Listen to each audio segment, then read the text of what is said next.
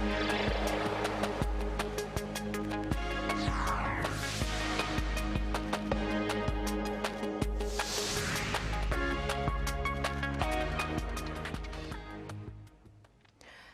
and welcome to Arirang News, coming to you live from Seoul. I'm Kim Mo-gyan. We begin with the summit in Singapore. South Korean President Lee Jae-myung today held talks with his Singaporean counterpart Lawrence Wong, where they signed MOUs for cooperation on AI and nuclear energy and agreed to upgrade the bilateral free trade agreement. Our Yoon Jung-min is traveling with the president and files this report from Singapore. It was a warm welcome for the South Korean president on his first state visit to Singapore. Presidents Lee Jae-myung and Tharman Shanmugam together named an orchid, a unique Singaporean ceremonial event for foreign leaders, representing a stronger friendship. 이렇게 정말 아름답고 향기 높은 난초를 제 이름을 붙이게 됐으면 정말 영광입니다. The sentiment was extended into a one-on-one. 양국은 인적 투자를 통해서 지금과 같은 성장 발전을 이뤘다는 점에서 유사한 점이 있습니다. Friends South Korea and Singapore strengthen our relationship and contribute to a more stable and predictable architecture in the world. Bolstering the bilateral strategic partnership was a focal point of Monday's summit with Prime Minister Lawrence Wong, the Singaporean head of government. 오늘날 초불확실성 시대의 경랑을 헤쳐나가기 위해서는 어려움을 함께 극복하며 신뢰할 수 있는 진정한 동반자가 더욱 절실합니다. As like-minded countries with similar strategic outlooks, with a shared commitment to free and open trade and a rules-based order, I believe there is much more that Singapore and Korea can do together. The talks yielded key deliverables, including MOUs on trade, science, AI, and small modular reactors. 우리 두 정상은 올해 발효 20년을 맞는 양국 FTA를 통상 및 경제, 안보 환경 변화와 기술 발전을 충분히 반영하는 방향으로 개선하기로 하였습니다.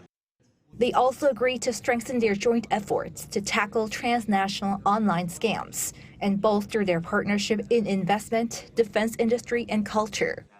The Korean band BTS is performing here at the end of the year, and I understand that Singapore is their longest stop in Asia outside South Korea and Japan, so we look forward to welcoming them. Also addressed was the conflict in the Middle East and its possible impact on global security and energy. On the Korean peninsula, Lee also asked Wong to play a constructive role for regional peace, noting that Singapore was the venue where the 2018 North Korea-US summit took place. Blue House officials say the summit is significant in many ways, given that Singapore is seen as a logistics and financial hub and a key player in the ASEAN bloc. On Tuesday, President Lee will head to Manila. Yoon Jung-min, Arirang News, Singapore. Now, while in Singapore, South Korean President Lee Jae-myung met Koreans there and vowed to actively listen to their opinions and support them in any difficulties they're facing. As his trip on Sunday coincided with the 107th anniversary of the March 1st independence movement, President Lee noted the dedication and efforts by the Korean community in Singapore for independence against Japan's colonialism. In particular, he appreciated autonomy and openness of the Korean community in Singapore, taking into account how it has been formed and operated. He has added that he has instructed the Foreign Ministry to collect opinions from each and every one of the 7 million Koreans living overseas. In other news, President Lee Jae-myung has nominated ruling Democratic Party lawmaker Park Hong-keun to head the Ministry of Planning and Budget. The Blue House says Park was selected for his expertise in fiscal policy. The four-time lawmaker currently serves on the National Assembly's Finance and Economic Planning Committee and previously chaired the Parliamentary Special Committee on Budget and Accounts.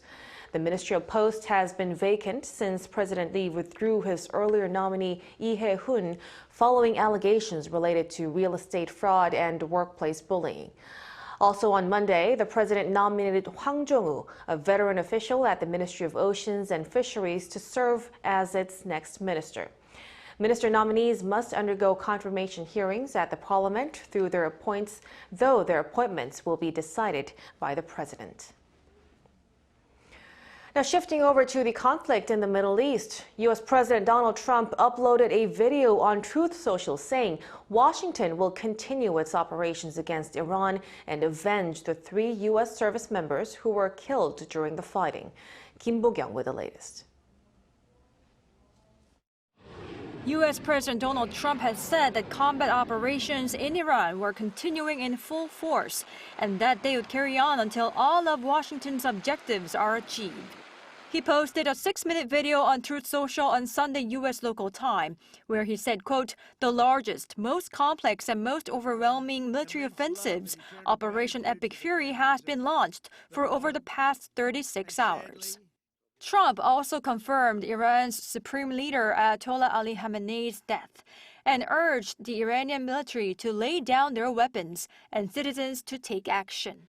I once again urge the Revolutionary Guard, the Iranian military, police, to lay down your arms and receive full immunity or face certain death.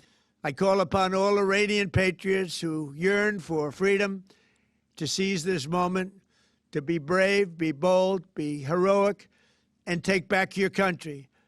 Trump expressed his condolences for the 3 U.S. soldiers killed during the operations and added there could likely be more.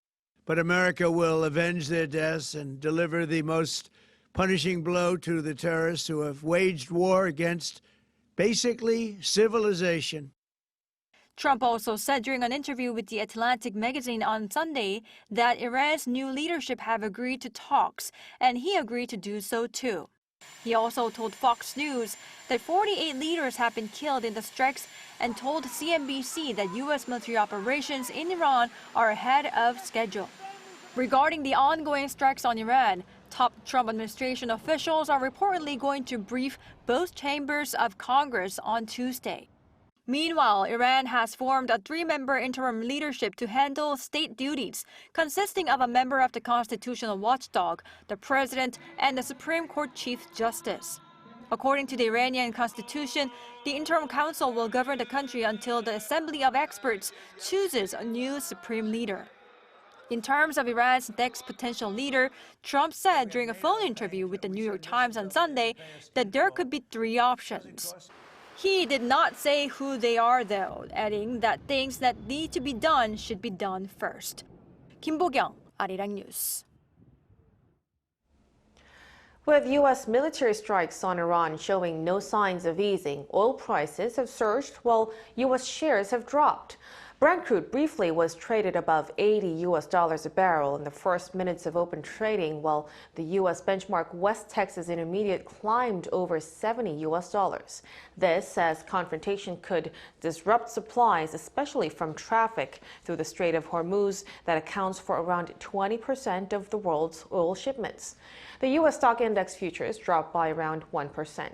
Investors, in contrast, are flocking to safe haven assets, making gold and silver futures rally and the U.S. dollar strengthen.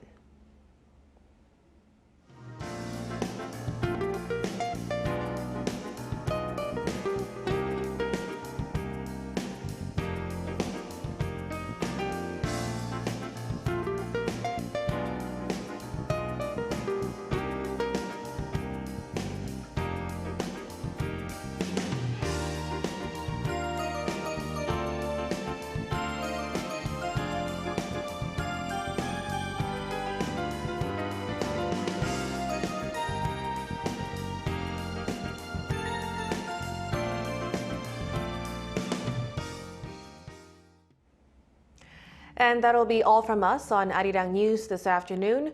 Thank you for watching.